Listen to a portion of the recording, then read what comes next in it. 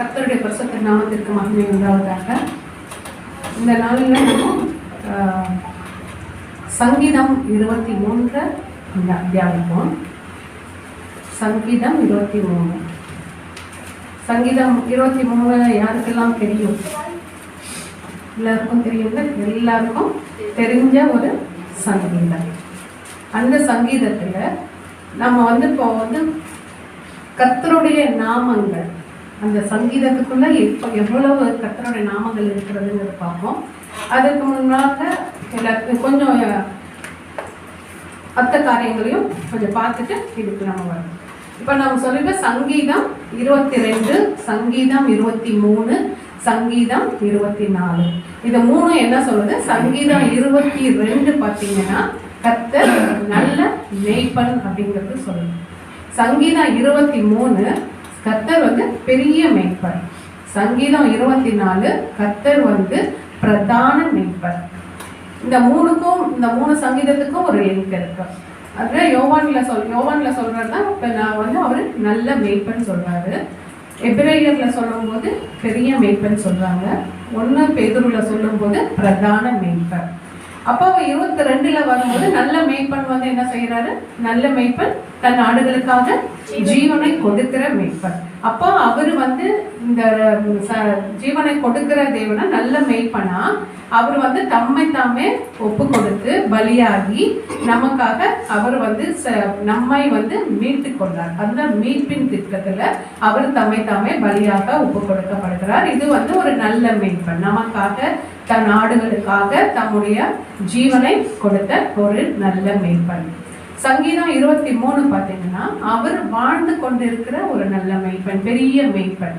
அவர் என்ன பண்றாருன்னா நம்மளை வழி நடத்துகிற மேய்ப்பனா இருக்கிறார். இப்போ ஒரு ஜீவனோட இருந்து நம்மளை ஒரு மேய்ப்பனாய் ஒரு பெரிய நமக்கெல்லாம் பெரிய மேய்ப்பன். அவர் நம்மளை போஷிக்கிறவராய், நம்மளை வழி நடத்துகிறவராய், அவருக்கு நேராக நம்மளை பரிசுத்தப்படுத்துகிற ஒரு காரியமாய் அவர் இப்பொழுது நமக்கு செய்து கொண்டு இருக்கிறார்.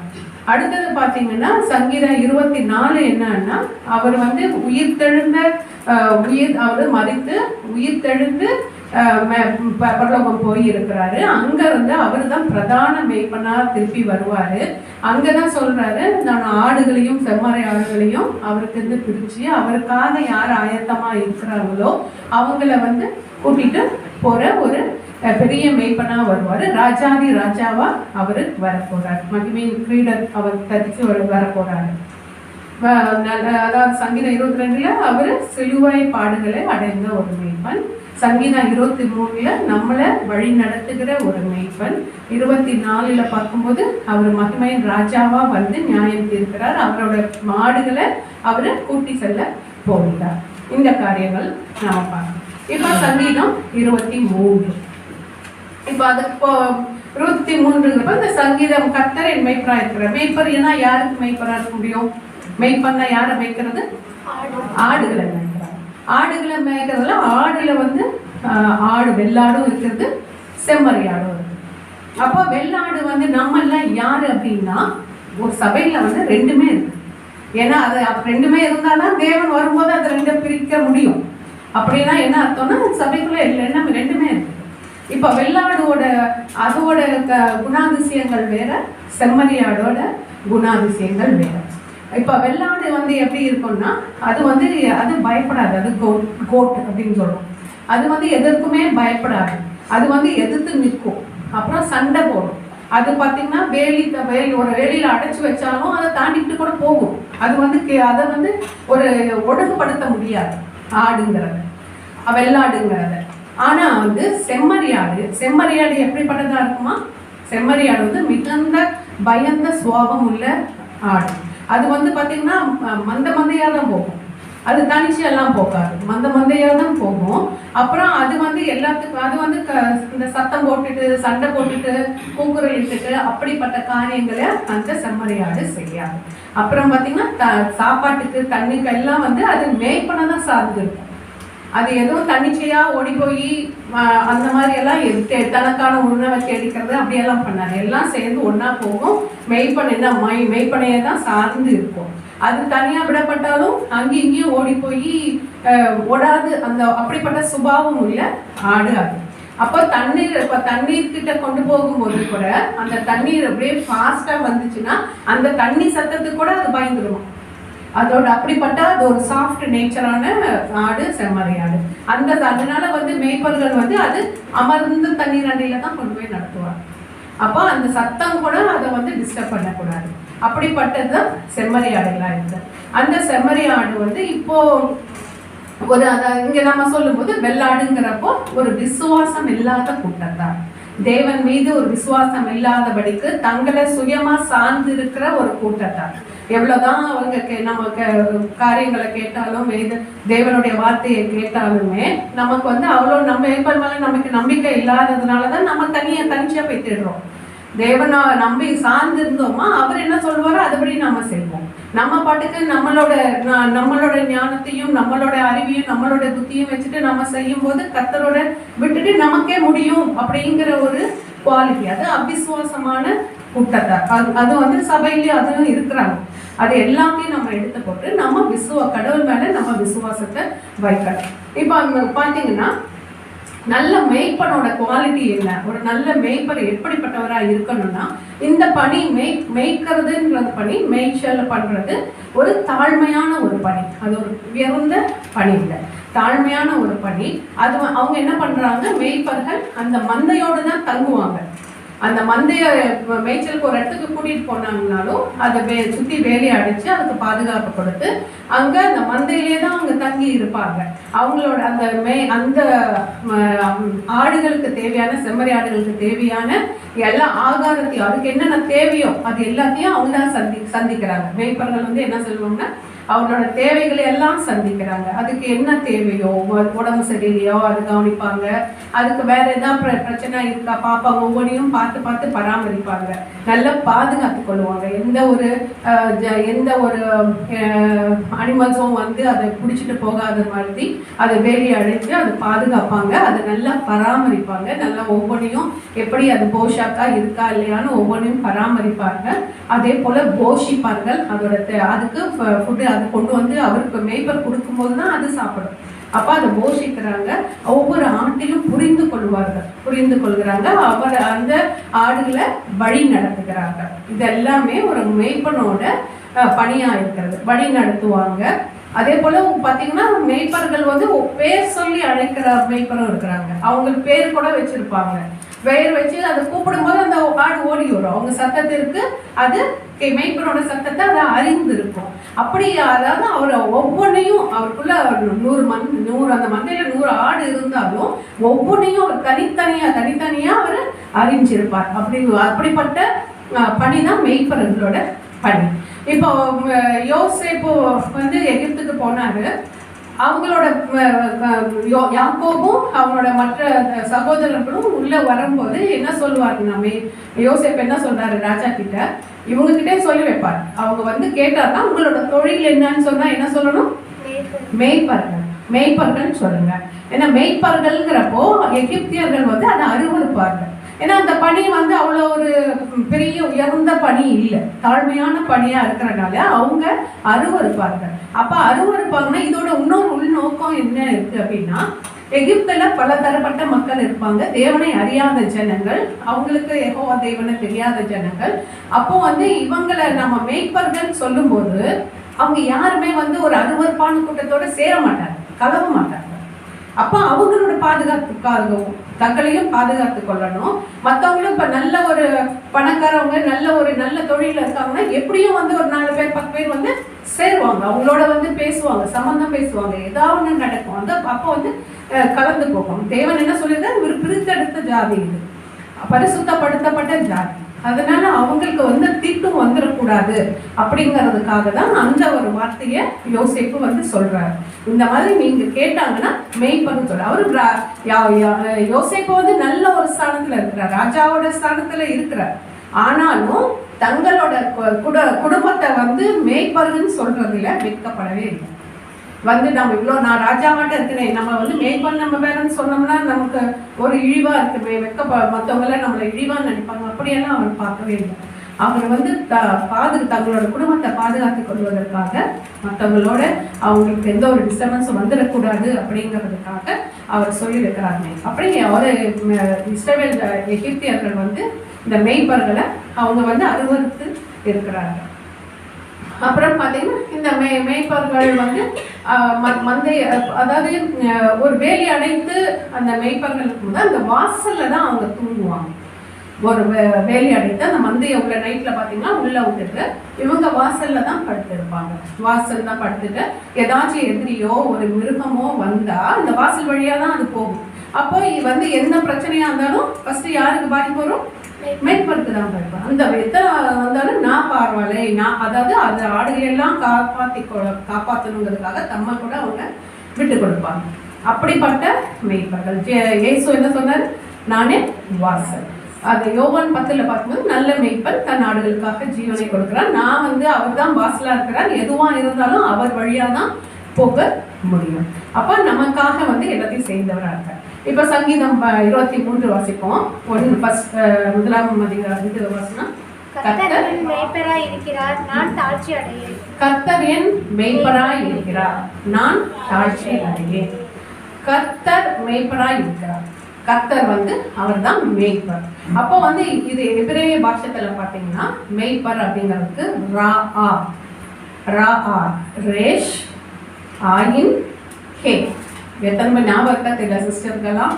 லெட்டர்ஸ் தான். சரி, அப்படிங்கிற ரேஷ் ஆயின் போட்டு ஹே போடணும். இது என்ன அப்படின்னா ஒரு மேய்ப்பன் அப்படிங்கிறதுக்கு எபிரேய வார்த்தை. மேய்ப்பர்னா நான் சொன்ன அத்தான குவாலிட்டிஸ்லையும் அந்த வார்த்தையில வந்தேன். ஆடுகளை மேய்ப்பாரு, அது போஷிப்பாரு, அதுக்கு மேய்ச்சல் இடத்துல கூட்டிட்டு போவாரு, அது பராமரிக்கிறாரு, பாதுகாக்கிறார், அதுக்கு தேவைகள் எல்லாம் சந்திக்கிறார். இது இத்தனையும் சேர்ந்தது தான் அந்த மேய்ப்பன்கிற வார்த்தை.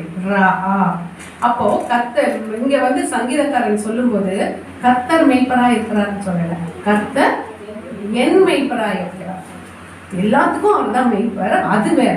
எல்லாத்துக்கும் மேய்ப்பர்னா ஆமா, கர்த்தர் எல்லாத்தையும் ஒவ்வொருவரையும் போஷிக்கிறார், பாதுகாக்கிறார், பராமரிக்கிறார், எல்லாம் சரி.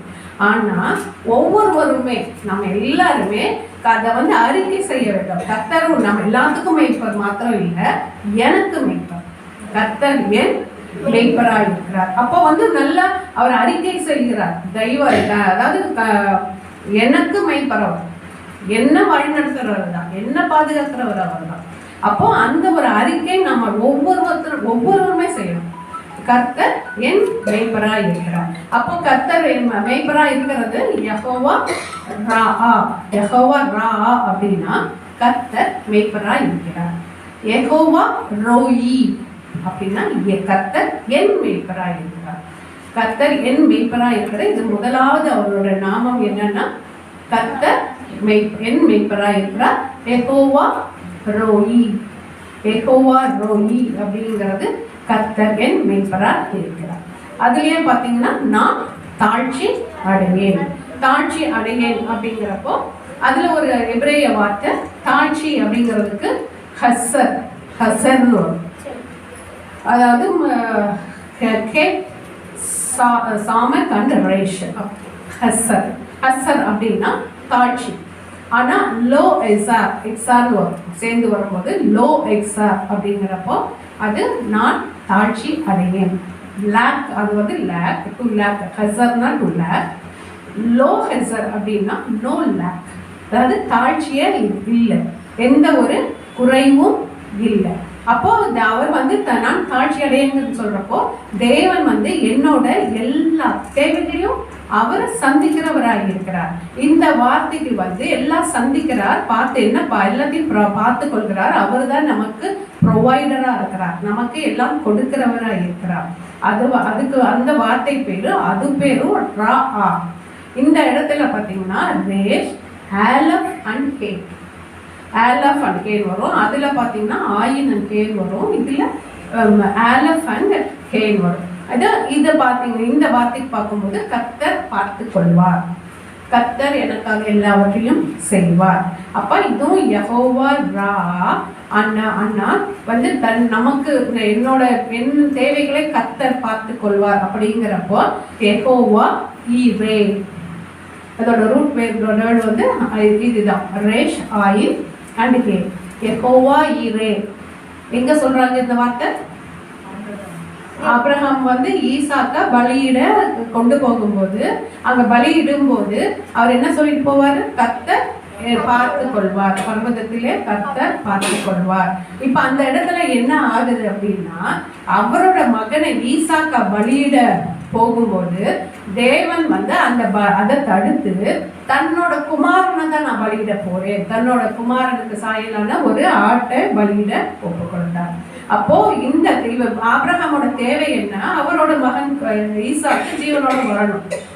அந்த மகனாவே நம்மளோட கர்த்தர் மாறி போனார். அந்த ஈசாக்க முழுசா ஆபிரகாமுக்கு கொடுத்துட்டு அந்த இடத்துல ஈசாக்கோட இடத்துல தேவன் தன்னை ஒப்பு கொடுத்தார். அப்ப கர்த்தர் என் தேவைகளை சந்திக்கிறார் அப்படின்னா தேவைகளாய் அவரே மாறிடுவார். இப்ப நமக்கு வந்து நமக்கோட தேவை என்ன அப்படின்னு சொன்னீங்கன்னா, நமக்கு நிறைய பல விதத்துல நிறைய தேவைகள் இருக்கும். இப்போ நம்ம வறுமைன்னு கூட வச்சுக்கோங்க. இப்போ ஒரு ரொம்ப வறுமையா இருக்காங்க, சாப்பிட்றதுக்கு கூட ஒன்றும் இல்லாத இருக்கிற நேரத்திலையும் கர்த்தர் என்ன போஷிக்கிறார் அப்படின்னா, அந்த வந்து நம்ம கஷ்டப்பட்டு வருத்தப்பட்டு அப்படியே இருக்கணும்ல. நமக்கு ஆகாரம் ஒன்றா இது மூலமாவது நமக்கு கொடுப்பாரு, எப்படியாவது நமக்கு ஆகாரத்தை போஷிப்பாரு. அப்படி இல்லைன்னா அடுத்த காரியம் என்ன இருக்கும்? பசியே இல்லாமல் பண்ணிடுவோம். நமக்கு அந்த உணர்வு இருந்தால் தான் பசி வரும், அந்த உணர்வே கூட இல்லாமல் பண்ணிடுவார். இது நான் ஒரு எக்ஸாம்பிள் சொல்கிறேன். இது எல்லாத்துக்கும் பொருந்தும், எல்லாத்துக்கும் தெரியும். இப்போ தேவைகள் இருக்குது, பல தேவைகள் திடீர்னு எனக்கு வேணும், கண்டிப்பாக இவ்வளோ நான் சந்திச்சே ஆகணும், வரணும் அப்படிங்கிறப்போ நமக்கு அதுக்கான ப்ரொவைட் பண்ணுவார். இல்லைன்னா அந்த தேவையே இல்லாமல் பண்ணுவார். புரியுதா?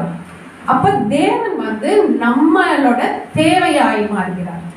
கர்த்தர் பார்த்து கொள்வார். அதனால நம்ம எல்லாவற்றையும் நமக்கு வந்து என்ன பண்ணணும்? எல்லா தேவைன்னா வெறும் மெட்டீரியல்ஸ் மட்டும் இல்லை, நம்மளுக்கு வேற என்ன நமக்கு தேவை இருக்கு? எல்லா தேவை ஆவிக்குரிய காரியங்களிலையும் நம்மளோட தேவைகளாக தேவன் மாறுகிறார். அப்போ யெகோவா ஈரே, என்னோட தேவைகளை சந்திக்கிறவர், என்னை கர்த்தர் பார்த்து கொள்கிறவர். அதே தான் வந்து ஆகார் வந்து ஆகார் ஃபர்ஸ்ட் டைம் வந்து சாராள் துரத்தி விடும்போது ஆகார் போகும்போது அந்த பேர் வைக்கிறாங்கல்ல,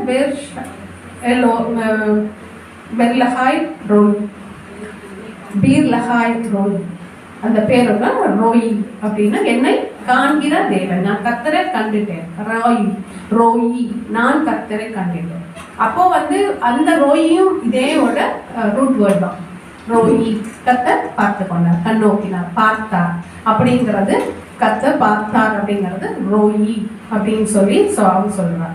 அப்போ கர்த்தர் வந்து இப்போ இவரோட நாமம் என்ன? இது நமக்கு வந்து தேவன் வந்து நம்மளோட மேய்ப்பரா இருக்கும்போது அவர் எல்லாவற்றையும் பார்த்து கொள்வார், நம்மை போஷிப்பார், நம்மை பாதுகாக்கிறார். நமக்கு வந்து எந்த குறைவும் இல்லை அப்படிங்கிறதுக்கு தான் இந்த நான் தாழ்ச்சி அடைகிறேன். இதோட இப்ரேய வார்த்தை கடவுளோட நாமம் என்ன வருது? இல்லை, யெகோவா ஈரே, யெகோவா ஈரே. யெகோவா ஃபர்ஸ்ட் என்ன பார்த்தோம்? யெகோவா ரோயி, யெகோவா ஈரே. இது வந்து வசனம் 1ல நம்ம 2 பேரை பார்த்துருக்கிறோம். மீதி வசனங்களை நம்ம அடுத்த வாரத்தில், மற்ற பேர்கள் எல்லாத்தையும் அடுத்த வாரத்தில் நம்ம பார்ப்போம். கர்த்தருக்கே மகிமை உண்டாவதாக.